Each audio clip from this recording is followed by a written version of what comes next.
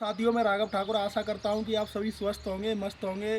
साथियों, मैं आपसे एक महत्वपूर्ण विषय पर बात करने आया हूं कि मैं पहली वीडियो में वैसे तो बता चुका हूं कि हम 5 मई 2026 दिन मंगलवार को यूपीएसआई के लिए एक बार फिर से ट्विटर कैंपेन करने जा रहे हैं।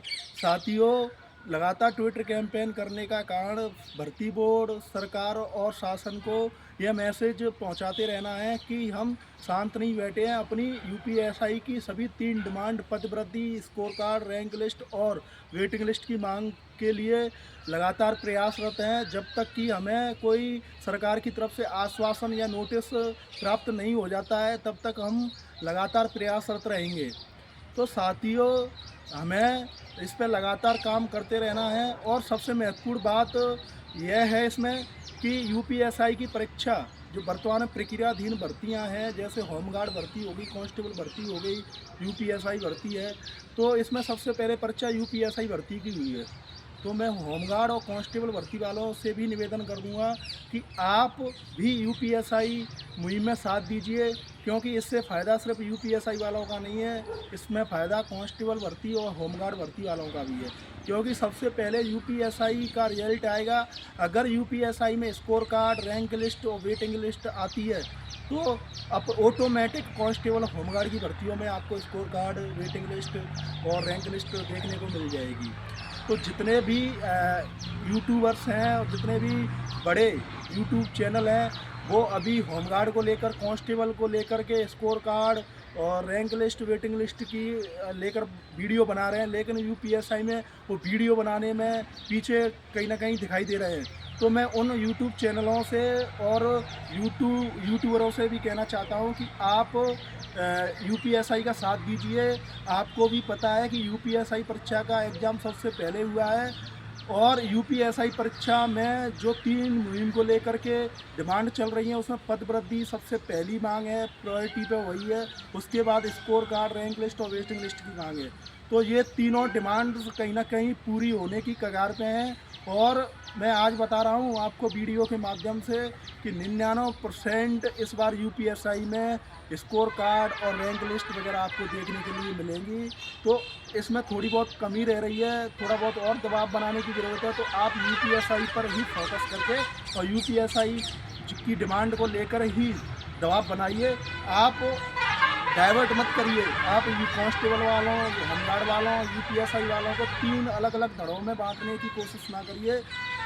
आप भी कांस्टेबल और होमगार्ड वालों को यूपीएसआई के साथ ही जुड़ने के लिए प्रेरित करिए। और मैं खुद निवेदन करता हूं सभी कांस्टेबल, जो मेरे छोटे भाई बहन हैं, कांस्टेबल भर्ती के हैं और होमगार्ड वाले हैं, भैया हैं, तो वो आप सभी यूपीएसआई के साथ ही लग जाइए। जो हमारे ट्विटर कैंपेन चल रहे हैं उसमें साथ दीजिए, जो हमारे ज्ञापन कार्यक्रम चल रहा है उसमें भी साथ दीजिए।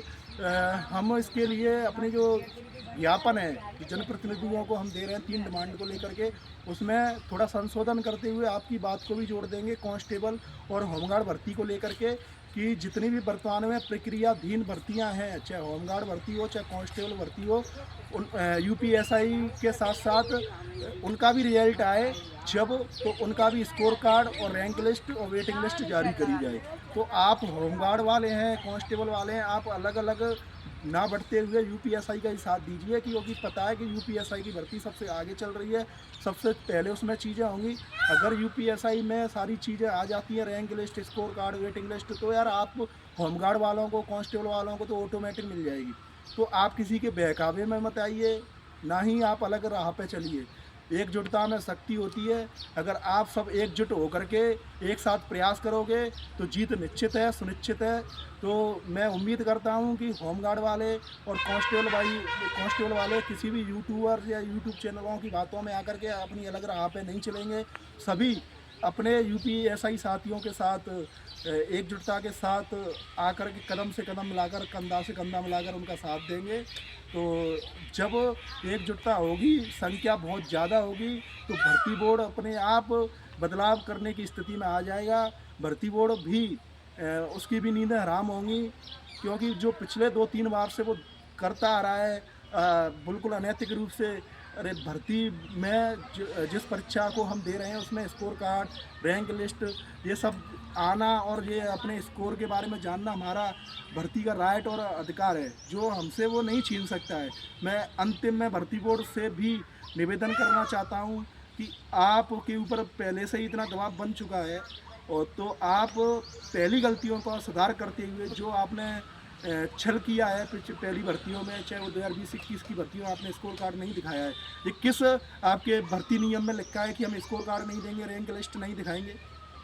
आपकी कहीं भी नियमावली में लिखा हो तो बता दे भर्ती बोर्ड। जब अन्य स्टेट के भर्ती बोर्ड, सेंटर के जितने भी बोर्ड हैं, संस्थाएं हैं, वो सभी बच्चों के स्कोर कार्ड देते हैं, रैंक लिस्ट देते हैं, यहाँ तक कि वेटिंग लिस्ट देते हैं, तो आप कौन से अलग से कहीं विदेश का बोर्ड तो हो नहीं जो आप नहीं दिखाते हो।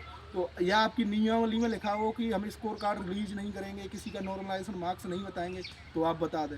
तो आप अपनी आदतों में सुधार करिए और इस बार यूपीएसआई के साथ साथ कांस्टेबल भर्ती और होमगार्ड भर्ती के भी स्कोर कार्ड, रैंक की लिस्ट जारी करिए। जो आपके अधिकार क्षेत्र का मामला है, चलो आपने पदवृद्धि के मामले को ये कहते हुए टाल दिया, उससे अपने हाथ खड़े कर लिए कि वो शासन और सरकार के ऊपर डिपेंड करता है, वो उसके अंडर का मामला है। लेकिन स्कोर कार्ड, रैंक लिस्ट तो आपके अंडर में आता है, तो आप बिना किसी तो दिमाग लगाए आप सभी जो वर्तमान में तीनों भर्तियाँ प्रक्रियाधीन है उसमें जारी कर दीजिए। अगर आप जारी नहीं करते, आप चाहते हो कि भर्ती फंसे, अटके, लटके, तो हम उसके लिए भी तैयार हैं। इसके लिए हमें माननीय हाई कोर्ट में जाना पड़े, उत्तर प्रदेश के उच्च न्यायालय में जाना पड़े, तो उसके लिए हमारी तैयारी पूरी है, हम बिल्कुल जाएंगे। पर इस बार हम अपना स्कोर कार्ड, रैंक लिस्ट वगैरह सारी चीज़ें लेके रहेंगे। या तो आप दे दीजिए, नहीं देते हैं तो फिर हम जाके हाई कोर्ट से ले लेंगे। बस इतना ही कहना चाहूँगा। धन्यवाद। जय हिंद, जय भारत।